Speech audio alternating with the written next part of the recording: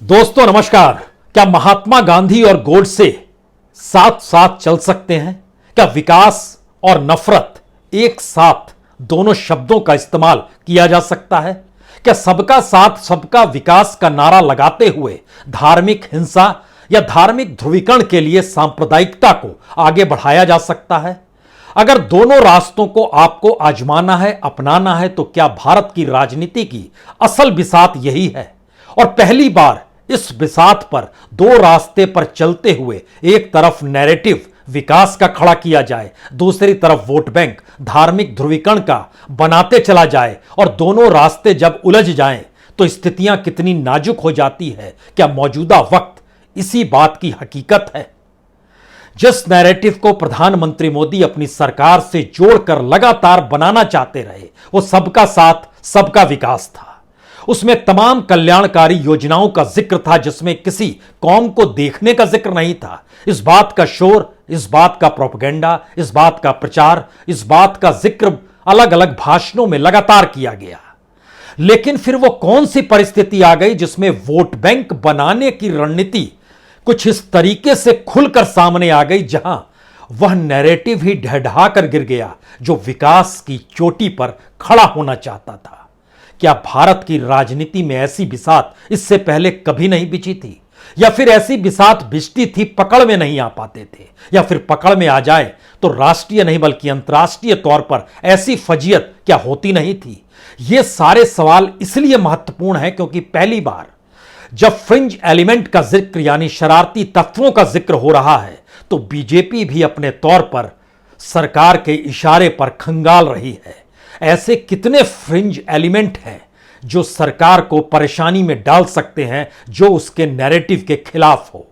यानी यहां पर हल्की फुल्की बातें नहीं बल्कि तेज और तलवार की नोक पर चलने वाले शब्दों का इस्तेमाल कर किसी दूसरे को आहत करने की परिस्थितियां हैं। एक दूसरे को खिलाफ खड़ा करके कैसे शब्दों के बाण के जरिए ऐसी बातों का जिक्र कर दिया जाए जिससे इस देश के भीतर की सद्भावना, सांस्कृतिक महत्ता और जो सरोकार की परिस्थितियां थी सभी आहत हो जाए।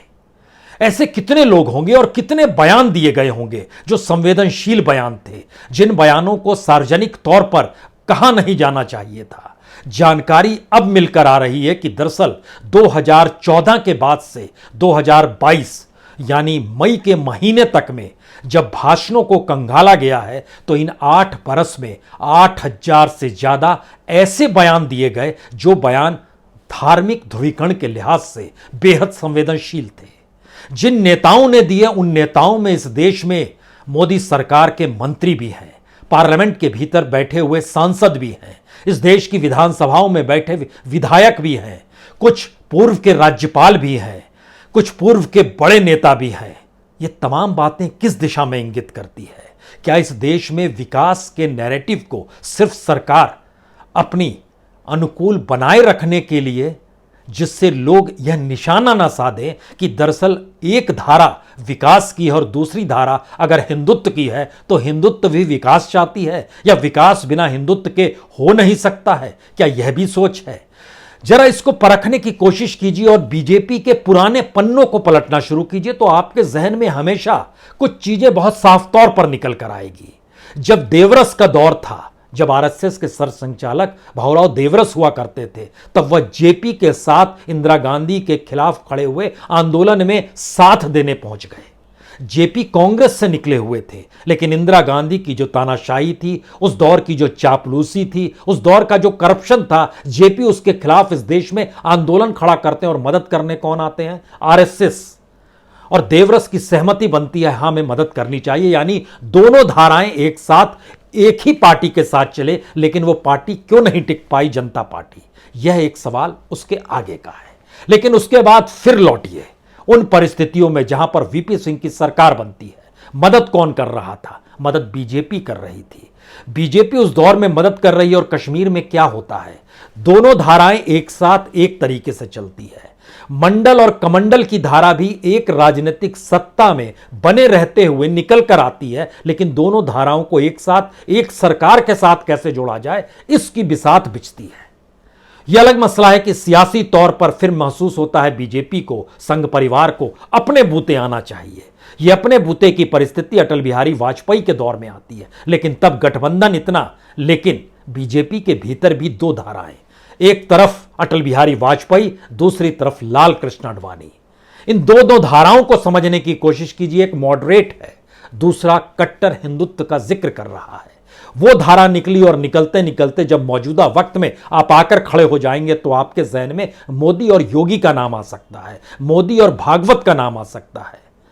मोदी अपने तौर पर खुद को विकास की अनूठी यात्रा के साथ जोड़ना चाहते हैं, इसलिए ध्यान दीजिए 2014 में चुनाव जीतने के बाद वो अयोध्या तुरंत नहीं गए थे। एक लंबा वक्त उन्होंने लिया और अपने आप को विकास और इंफ्रास्ट्रक्चर से जोड़ा।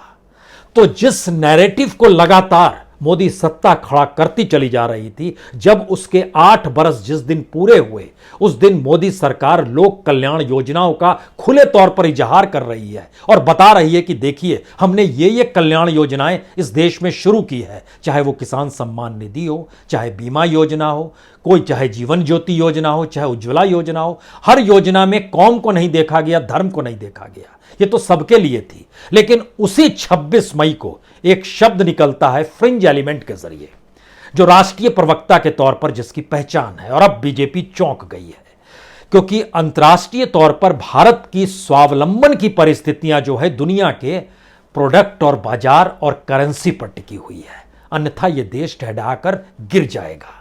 विकास की जमीन जो होती है वो पूंजी पर होती है, कैपिटल पर होती है, डेवलपमेंट पर होती है, इंफ्रास्ट्रक्चर पर होती है, आने वाले वक्त के विजन के साथ जुड़ी होती है। लेकिन भारत के भीतर में वोट बैंक का जो विजन होता है वह हिंदुत्व खोजता है, सांप्रदायिकता खोजता है, धार्मिक ध्रुवीकरण खोजता है, धार्मिक हिंसा खोजता है, नफरत खोजता है। तो दोनों धाराओं पर एक साथ कैसे चला जाए? देश के भीतर गोडसे का जिक्र हो और अंतर्राष्ट्रीय तौर पर गांधी का जिक्र हो, मुश्किल सवाल है ये। और इन मुश्किल सवाल को रास्ते पर क्या बीजेपी ला पाएगी? क्योंकि एक दो नहीं, बीजेपी ने अपने तौर पर खुद निशानदेही की है कि आखिर कौन से बयान 2014 के बाद किन्होंने दिए, और एक दो दर्जन नहीं बल्कि 38 नेताओं के नाम सामने निकल कर आए कि दरअसल यह लोग जिस स्थिति में बोलते हैं उससे मुश्किल में बीजेपी पड़ सकती है। क्योंकि बीजेपी आज की तारीख में विपक्ष की पार्टी नहीं है, बीजेपी आज की तारीख में सिर्फ राष्ट्रीय पार्टी नहीं है। संघ का पैमाना और अंतर्राष्ट्रीय तौर पर मोदी की मौजूदगी दुनिया भर में बीजेपी के विस्तार और फैलाव और ऑर्गेनाइजेशन को डेवलप कर रही है, चाहे वो आरएसएस के हिंदू स्वयंसेवकों के जरिए ही अमेरिका, ऑस्ट्रेलिया, न्यूजीलैंड कहीं पर भी लगातार ये फैल रहे हो। तो जो भी आंच होगी वह इस पर आएगी, बीजेपी के प्रवक्ता का बयान, लेकिन निशाने पर इस देश की राजनीतिक सत्ता। सरकार की प्रवक्ता नुपुर शर्मा नहीं है, वो बीजेपी की प्रवक्ता है। लेकिन समझना होगा, पहली बार आरएसएस, बीजेपी और सरकार तीनों ने एक दूसरे को इस रूप में एक साथ लपेट लिया, और उसमें से निकले हुए नेता इस देश के प्रधानमंत्री नरेंद्र मोदी, जो लार्जर देन लाइफ हैं। उनके छांव तले बीजेपी भी है और आज की तारीख में आरएसएस भी है, और सरकार के भीतर तो आप किसी को पूछ नहीं सकते हैं कि दूसरे नंबर पर कौन है। हो सकता है किसी के जहन में अमित शाह का नाम आए, लेकिन सवाल यह है कि अमित शाह के नाम आने भर से काम नहीं चलेगा। लार्जर देन लाइफ की स्थिति इतनी बड़ी हो चली है कि उसके छांव तले ही सब कुछ समा जाता है। और शायद यही वो स्थिति है जो इस देश के भीतर में जो कुछ भी होगा, बीजेपी की कोई हरकत होगी, आरएसएस का कोई बयान होगा, वो अंतर्राष्ट्रीय तौर पर मौजूदा राजनीतिक सत्ता से और उसको अगुवाई करने वाले देश के प्रधानमंत्री नरेंद्र मोदी से ही जुड़ जाएगा। और यही हो रहा है। ध्यान दीजिए, पूरे अरब देशों के 8-9 देशों में भारतीय प्रोडक्ट्स का जो विरोध हो रहा है, वहां रहने वाले लोगों के सामने जो मुश्किल हालात आ गए हैं, इन सारी परेशानियों के साथ जरा लौटिए बीजेपी के भीतर। बीजेपी के भीतर जब टटोला जा रहा है कि आखिर कौन कौन से नेता किस किस तरीके से जो बयान को दे रहे, तो जानकारी निकल कर आई कि 2700 बयान ऐसे दिए गए बीते 8 वर्ष में जो बेहद संवेदनशील थे। 5200 ऐसे बयान हैं जो बिल्कुल गैर जरूरी थे। उस गैर जरूरी बयान में हो सकता है आपके जहन में एक सवाल यह आए, याद कीजिए जब 2014 का इलेक्शन हो रहा था, भागलपुर में शहनवाज हुसैन चुनाव लड़ रहे थे, उस वक्त गिरिराज सिंह वहां पर पहुंचे थे, जो कि अभी मोदी सरकार में मंत्री हैं। उन्होंने कहा था जो नहीं वो पाकिस्तान चले जाएं। उस आवाज को पकड़िए, उस आवाज ने एक ध्रुवीकरण किया और बीजेपी के नेता वहां पर हार गए। तो क्या वो हराने के लिए किया गया था? क्योंकि 2014 से सफर करते करते 2022 तक जब आप पहुंचेंगे तो बीजेपी के भीतर कोई मुस्लिम सांसद आपको नहीं मिलेगा, ना राज्यसभा में ना लोकसभा में। यह परिस्थिति क्यों आ गई, कैसे आ गई? एमजे अकबर हैं, लेकिन एमजे अकबर हाशिए पर चले गए। मुख्तार अंसारी थे, अब वो भी गायब हो गए। इस सारी परिस्थितियों को लेकर एक बात कुछ और सामने आती है। क्या इस देश के भीतर में जिस नैरेटिव को खड़ा किया गया, वो नैरेटिव दरअसल एक दिखाने का था और एक हकीकत का था? दिखाने वाला नैरेटिव क्या सरकार खड़ा कर रही थी और हकीकत का नैरेटिव सरकार की मदद से खड़ा हो रहा था, और ये दोनों नहीं टकराएंगे ये सरकार मानकर चल रही थी।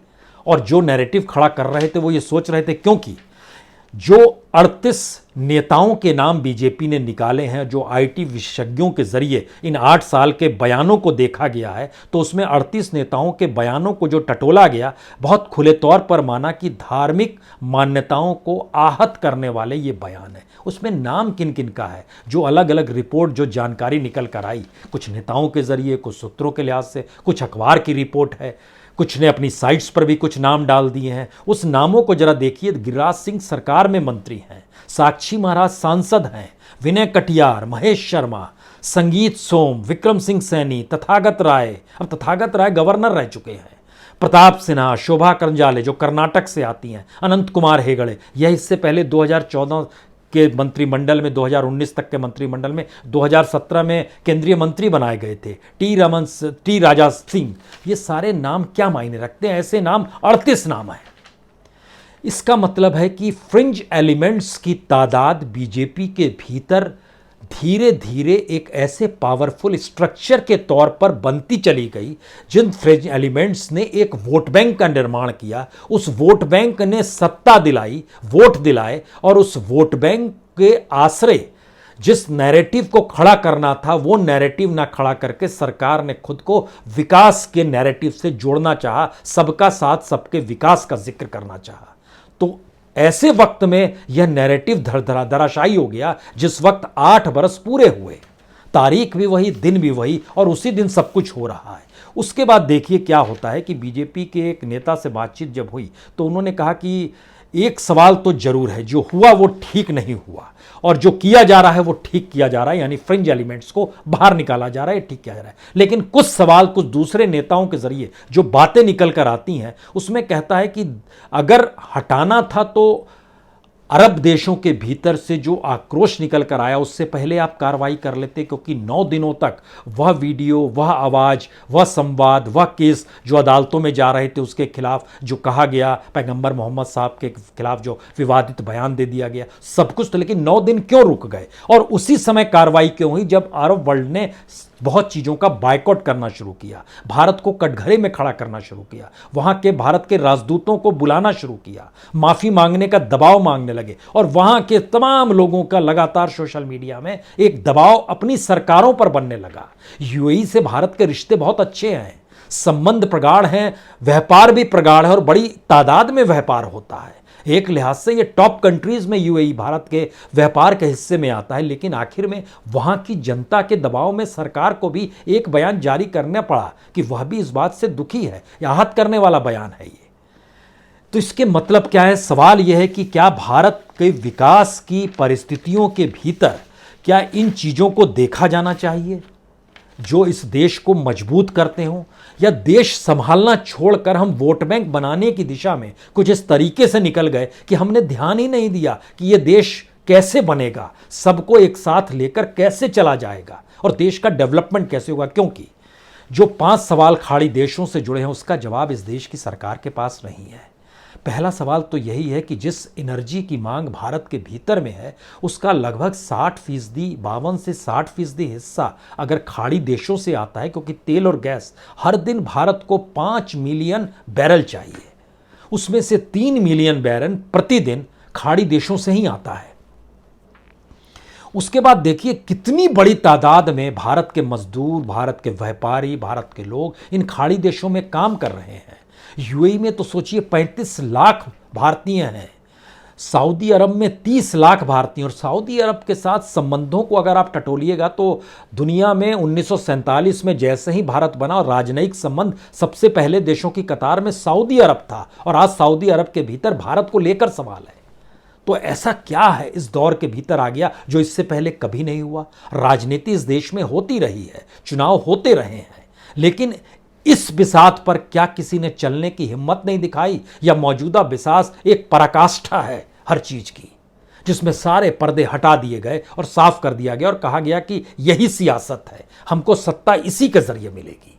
क्या यह सही बात है? क्योंकि देखिए, यूएई में 35 लाख, सऊदी अरब में 30 लाख, कुवैत में 10 लाख, ओमान में 8 लाख, कतर में 7.5 लाख, बहरीन में 3.5 लाख, जॉर्डन में 2.5 लाख, इराक में 2 लाख, इतनी बड़ी तादाद में भारतीय वहां रहते हैं। और जब आक्रोश भारत को लेकर हो रहा है, जो कि बीजेपी के एक राष्ट्रीय प्रवक्ता के जरिए दिया गया बयान है, लेकिन पहचान भारत की इस देश की राजनीतिक सत्ता के शीर्ष पर बैठे हुए प्रधान सेवक के आश्रय बन गई है कि इस देश के भीतर कोई हलचल होगी तो फिर सीधे उन्हीं के आश्रय होगी, उपलब्धि का आकलन हो या फिर निकृष्ट भाषा के इस्तेमाल को लेकर संवाद दुनिया से बनाने की कोशिश हो।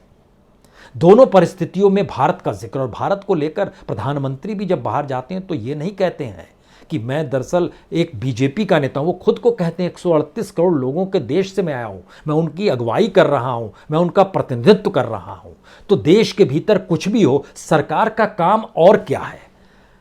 सरकार का काम इस देश को एकजुटता के साथ दुनिया के सामने सबसे शक्तिशाली रूप में रखने के अलावे कौन सा काम है? लेकिन सबसे शक्तिशाली बीजेपी हो जाए और बीजेपी के पास राजनीतिक सत्ता हमेशा से बनी रहे, तो उस बीजेपी के भीतर के दायरे भी धीरे धीरे मजबूत होने लगे और वह पिलर के तौर पर खड़े होने लगे। यानी फ्रिंज एलिमेंट को आसानी से आप बीजेपी से बाहर कर नहीं सकते हैं। जो बयान देते हैं, कानपुर में जो हुआ उसको लेके 2 दिन पहले ही फेसबुक पे जो लिखा गया साक्षी महाराज के जरिए, जो सांसद हैं, उस भाषा और उस तेवर और तलखी को देखिए, लेकिन दूसरी दृष्टि से यह देखिए कि उस तेवर तलखी के साथ ही वो पूरा का पूरा वोट बैंक धार्मिक ध्रुवीकरण के आश्रय कैसे बीजेपी के पक्ष में खड़ा हो जाएगा और नफरत की आग कैसे समाज के भीतर रेंगने लगेगी।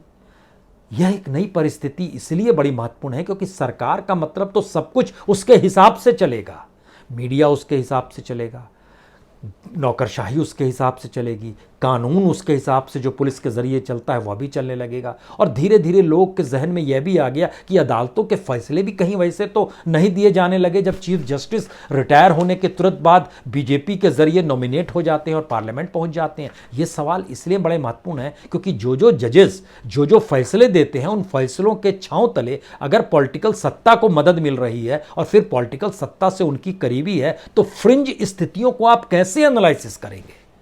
फ्रिंज एलिमेंट का मतलब सिर्फ भाषा और शब्द भर नहीं रहा। फ्रिंज एलिमेंट का मतलब इस देश के भीतर में प्रोफेशनलिज्म का खत्म होना और प्रोफेशनलिज्म के नाम पर सत्ता के गुण गाना, यह भी हो गया। इस देश की नौकरशाही भी उसी रूप में खत्म हो गई। जो इंस्टीट्यूशंस थे, कॉन्स्टिट्यूशनल इंस्टीट्यूशंस, उनके खत्म होने की स्थिति भी यहीं से शुरू होती है। तो आप कैसे किसे किस रूप में निकालेंगे? और इतनी बड़ी तादाद अगर और इतनी बड़े बयान है जो सरकार खुद एनालिसिस कर रही है। अब आप सोचिए, दुनिया में जो भारतीय काम करते हैं वो भारत में पैसा भी भेजते हैं, और जब भारत के भीतर रोजगार नहीं है और परिवार से निकला हुआ व्यक्ति दुनिया के दूसरे हिस्सों में काम कर रहा है, अब अरब देशों में अगर इंडियंस के सामने बड़ी तादाद में मुश्किल आने लगी तो वो क्या करेंगे? जो रेमिटेंस भेजा जाता है, जो पैसा भारत में भेजा जाता है, दुनिया भर से जितना भी पैसा आता है, 2022 का यह आंकलन बताता है लगभग 6,38,000 करोड़ था।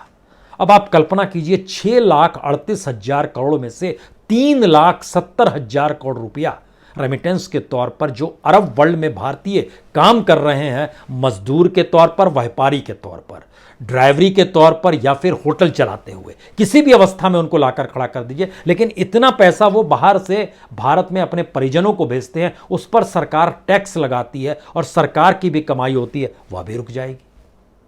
और रुक जाएगी तो यहां पर किस क्राइसिस में वो सारे परिवार होंगे जिनकी तादाद तकरीबन 90 लाख से ज़्यादा है। 90 लाख से ज़्यादा भारतीय मूल के लोग इन जगहों पर काम कर रहे हैं जो अलग अलग 9 देश हैं अरब वर्ल्ड के भीतर में। यह तीसरा सवाल है, जो एक्सपोर्ट इंपोर्ट का दायरा है जिसका जिक्र हम कल भी कर रहे थे, उस दायरे में भी अरब वर्ल्ड के साथ आपके रिश्ते बड़े मजबूत हैं। समूचे के समूचे एक्सपोर्ट इंपोर्ट का 11% का रिश्ता आपका इन्हीं देशों के साथ है, उसकी भरपाई आप कैसे करेंगे?